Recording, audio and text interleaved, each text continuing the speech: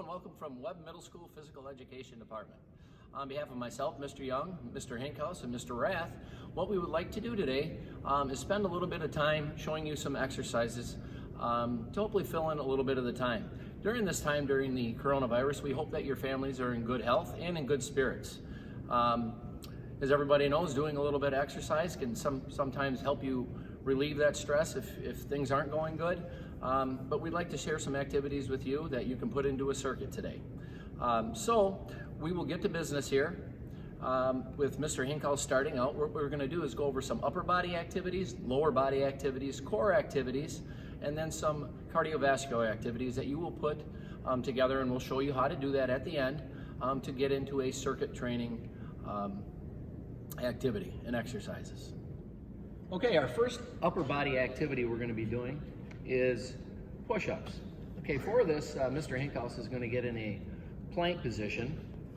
Okay, he keeps his body straight, as you can see from the back of his head all the way to his heels. So his body's in a straight position. His hands are going to be underneath his shoulders, as you can see by the video, and he is going to be going down so that he has a 90-degree bend in his elbows to his shoulder, which you can see right there. He's holding it, and then he's going to go back up. Notice that he's holding his core tight, which keeps his body straight through the entire movement, down and up. So that is the push-up, working your upper body. For our second upper body activity, we are going to be doing tricep dips.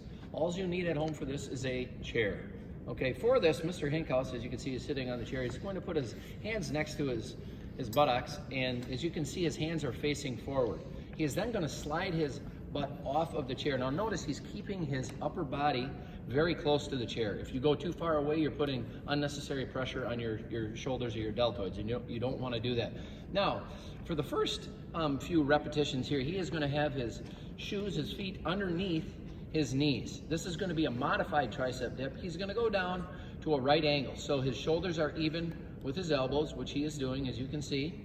Okay, that's just like a modified push-up. It's a little less weight. To make this a little bit more difficult, he is going to extend his legs. His weight now is going to be on his feet that are extended, and he's going to be doing the same thing, going down to a right angle, but now it's a little bit harder. Notice every time he goes down, whether his feet were underneath his knees or extended out, his back is still very close to the chair, not putting that unwanted pressure on his shoulders. So that is a tricep dip. So our third upper body activity is called the inchworm.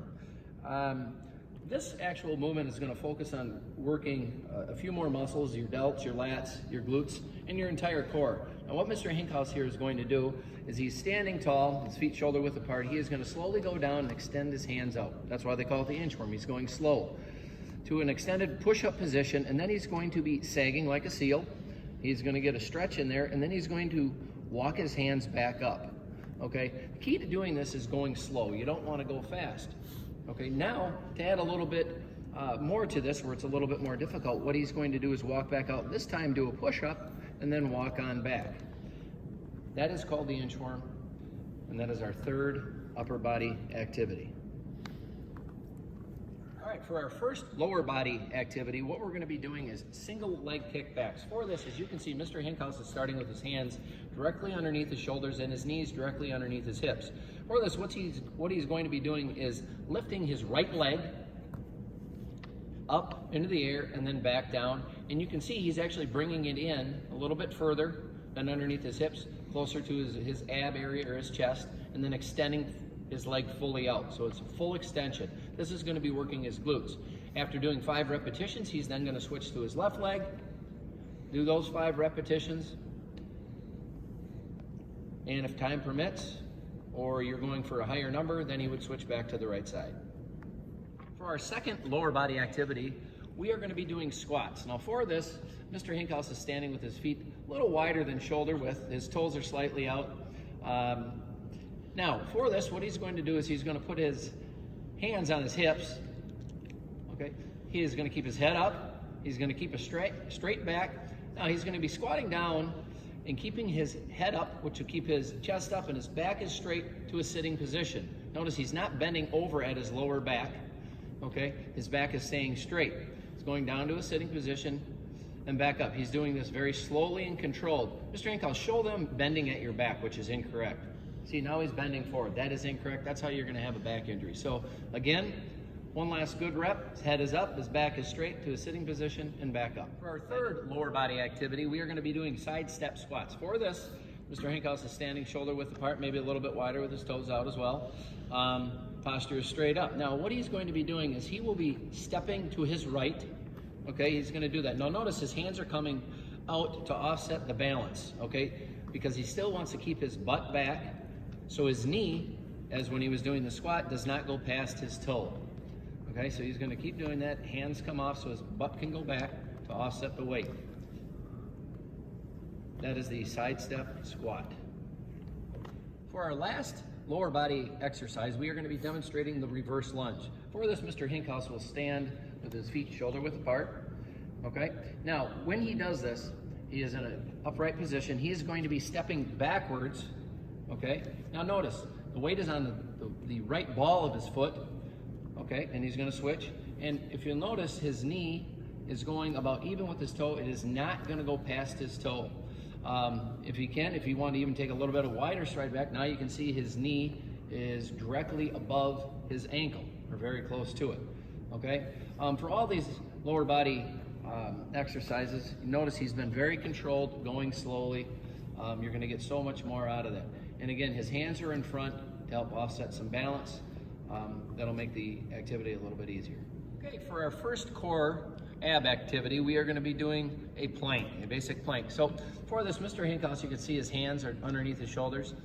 He is now going to go up from his knees. They are going to raise up. So he's basically in our push-up position that we started with. For his plank, you can either do it as he is doing it right now, his hands directly underneath his shoulders, his body is straight from the back of his head all the way to his heels, or he could even go down to his elbows, which we're going to have him do right now. And he's going to be straight from the back of his head all the way to his heels as well. Now, for a little alternate, he is going to go back up to the push-up position, plank, and we are going to be doing plank taps. That's where he is going to take his one hand, reach across, and touch his opposite shoulder. By doing this and putting all the weight a little bit more on one side than the other, that is going to tighten his core up that much more, and you're going to get a little bit more out of that activity. So that is the plank tap. Okay, for our second ab exercise, Mr. Hinkhouse is demonstrating right now the alternate knee to chest. As you can see, his feet are not going to be touching the ground. Now, if you absolutely need to touch your foot to the ground because you cannot keep it off the ground as he is just a couple inches, that is fine to do. What he is doing though is he's bringing a knee in as close to his chest as he can, and he is squeezing it with both hands up. So right now, with his head off the ground, his legs off the ground, he's working both his upper body, lower body, and his entire core. So this is a very good exercise. It's also a very good lower back stretch. Okay, for our final core / ab oblique exercise, what we're going to be doing is these standing oblique crunches. So Mr. Hinkhouse is going to be standing shoulder width apart. He's going to put his hands behind his head. Now what he's going to do is he's going to raise his right leg and bring it up and tip his body to his right and try to touch his elbow or get very close to his knee on that side. He's going to alternate sides. By doing this motion and twisting to the side, that is going to be working your oblique on the side that you are lifting your leg and dropping your elbow. So again, this is a standing oblique crunch. Okay, for our first cardio exercise, now this is going to be a challenge. We had to think a little bit because doing cardio, obviously, in your own house, you don't have that much room. So we are going to accompany you by being able to do this. So first activity Mr. Hinkhouse is going to demonstrate is the mountain climber. And as we've done for several activities, he's going to get into a plank position. So he's going to raise from his knees, from the back of his head all the way to his heels. He's going to have a straight back, a straight line. Now he's going to bring up one leg at a time, straight ahead, and then go back and alternate feet to a point where you can see he's landing on the balls of his feet, to a point that he's in a jogging position, almost a running position. So this is going to be a cardio activity. You're also working core and your upper body as well, but very good cardio exercise. Okay, for our second cardio exercise, we are going to be doing a jump knee tuck. For this, as you can see, Mr. Hinkhouse is going to be standing about shoulder width apart. Now for this, ultimately, he would like to jump and get his quads or his thighs parallel to the ground. He's going to be touching his thighs or his quads with his hands. A key to doing this is landing softly. You want to land on your toes. This can be hard on the legs if you're landing with your whole foot, so you want to land on the balls of your feet. But to modify this, you don't have to go all the way up so that your legs and your quads and thighs are parallel. You can go a little bit lower, and that will help you land softer. So Mr. Hinkhouse is going to give us a demonstration. First, you can see he's getting his legs parallel with the ground, as I said, and a modified version, he would go lower now. He's just not going quite as high with his knees. Okay, for our last cardiovascular exercise, Mr. Hinkhouse is going to be demonstrating a burpee. Now, before he begins this is 4 separate movements. Now, the first is going to be going down. Mr. Hinkhouse is going to go down, put his hands on the ground. Second, he's going to kick his feet out so he's in a plank position. Third, he's going to kick his legs back in. And fourth, he's going to jump up into the air. Okay, this is kind of the ultimate cardiovascular exercise because you're working not only cardiovascular, but you're working your entire body by doing this exercise. Again, this is the burpee.